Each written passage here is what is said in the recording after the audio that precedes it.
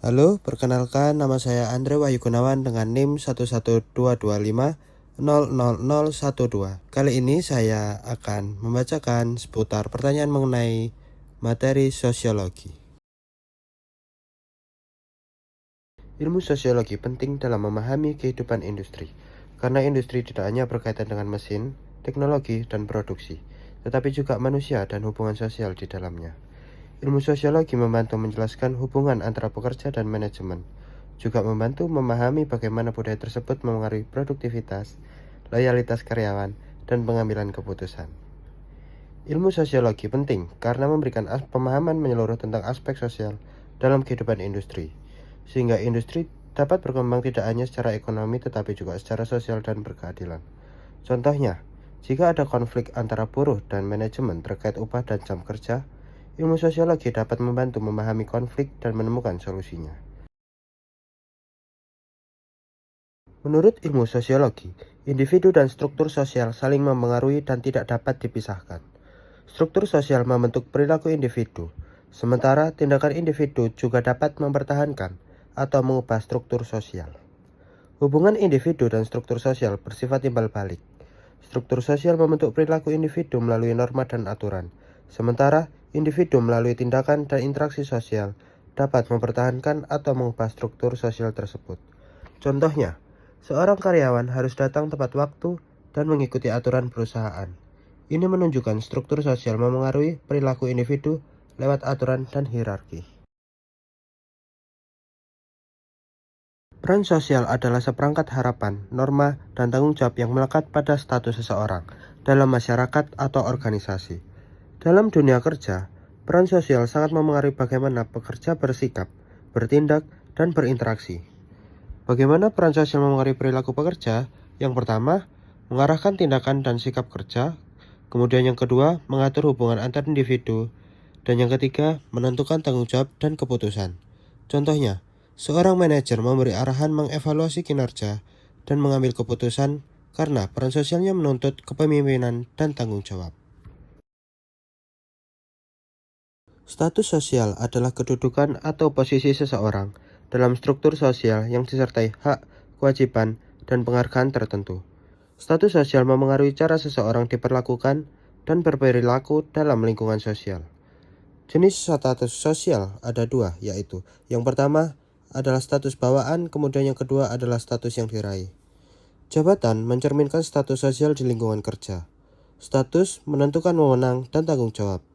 Contohnya, seorang staf administrasi memiliki status sosial lebih rendah dibanding manajer, sehingga tugas dan kewenangannya terbatas. Interaksi sosial di lingkungan kerja industri terjadi melalui kontak dan komunikasi yang menghasilkan kerjasama, akomodasi, persaingan, dan konflik dalam rangka mencapai tujuan perusahaan. Contohnya, di pabrik manufaktur, pekerja menerima instruksi dari supervisor. Hal itu menunjukkan adanya kontak dan komunikasi, lalu adanya kerjasama dalam satu tujuan. Nilai sosial menjadi pedoman dalam berpikir, bersikap, dan bertindak, termasuk dalam lingkungan kerja perusahaan.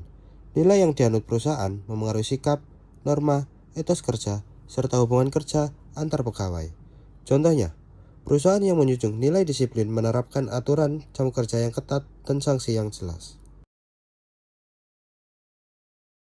Konflik dalam organisasi industri tidak dapat dihindari, tetapi dapat dikelola agar tidak menurunkan kinerja. Organisasi industri mengelola konflik melalui komunikasi terbuka, aturan yang jelas, mediasi, dan kerjasama dengan serikat pekerja agar produktivitas tetap terjaga. Contoh kasusnya adalah di perusahaan manufaktur. Konflik terkait pembagian shift diselesaikan melalui rapat antara manajemen, HR, dan perwakilan karyawan, sehingga tercapai kesepakatan tanpa mengganggu proses produksi. Dengan komunikasi yang terbuka dan musyawarah, semua konflik dalam organisasi bisa diselesaikan.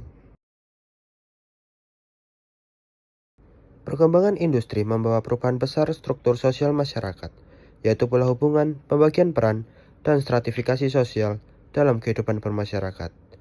Perkembangan industri mempengaruhi perubahan struktur sosial masyarakat melalui perubahan mata pencaharian, urbanisasi, munculnya kelas sosial baru, serta pola hubungan dan peran sosial. Contohnya, Berkembangnya kawasan industri menyebabkan banyak masyarakat desa beralih menjadi buruh pabrik.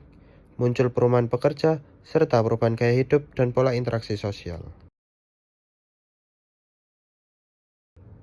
Industrialisasi membawa perubahan besar pada cara kerja, hubungan antara pekerja dan perusahaan, serta tingkat kesejahteraan tenaga kerja. Dampaknya bisa bersifat positif maupun negatif. Industrialisasi mengubah hubungan kerja menjadi lebih formal dan hierarkis, serta mempengaruhi kesejahteraan tenaga kerja, baik dengan meningkatkan pendapatan dan perlindungan sosial, maupun menimbulkan tantangan seperti ketimpangan dan ketidakpastian kerja. Contohnya, di kawasan industri, pekerja mendapatkan upah tetap dan BPJS ketenagakerjaan, tetapi sebagian masih menghadapi sistem kerja kontrak yang memengaruhi rasa aman dan kesejahteraan jangka panjang.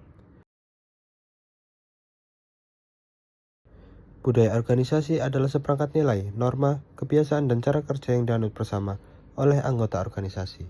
Dalam industri, budaya organisasi berperan penting dalam membentuk etos kerja dan tingkat produktivitas karyawan.